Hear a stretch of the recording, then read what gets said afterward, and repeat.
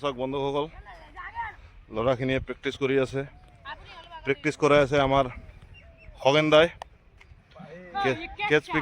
Case fix কৰাই আছে, শ্লিপৰ case.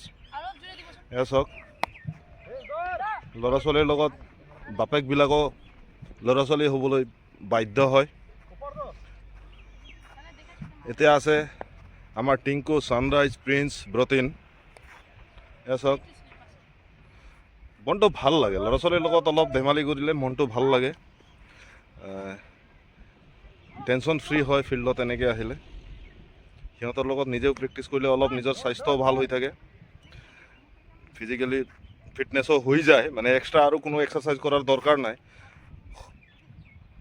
শৰীৰ চৰ্চাটো একচুৱেলি আমাৰ খুবেই দৰকাৰ। আমাৰ এনেকেই শৰীৰ চৰ্চা হয় আৰু আমি এক্সট্ৰা কোনো মানে এক্সাৰচাইজ কৰাৰ বা ব্যায়াম কৰাৰ দৰকাৰ নাই। ইয়াত আহি সিহঁতৰ লগত অলপ সময় ধেমালি কৰিলোঁ, দৌৰিলোঁ, অলপ কেচ দৌৰিলোঁ, বেটিং কৰিলোঁ, এনেকেই ফিটনেছটো হৈ যায় আৰু ল'ৰা ছোৱালীৰ লগত অলপ গাইড কৰিব লাগে। ক্ৰিকেটটো বহুত টাফ কেৰিয়াৰ হয় আৰু হিট কৰিলেতো বহুত ভাল কেৰিয়াৰ, বহুত টাফ, কম্পিটিশ্যনটো বহুত বেছি ক্ৰিকেটত। আজি এই ভিডিঅ'টোত ইমানেই। নেক্সট ভিডিঅ'ত আৰু প্ৰেক্টিচ দেখুৱাম, ইনডোৰৰ প্ৰেক্টিচো দেখুৱাম।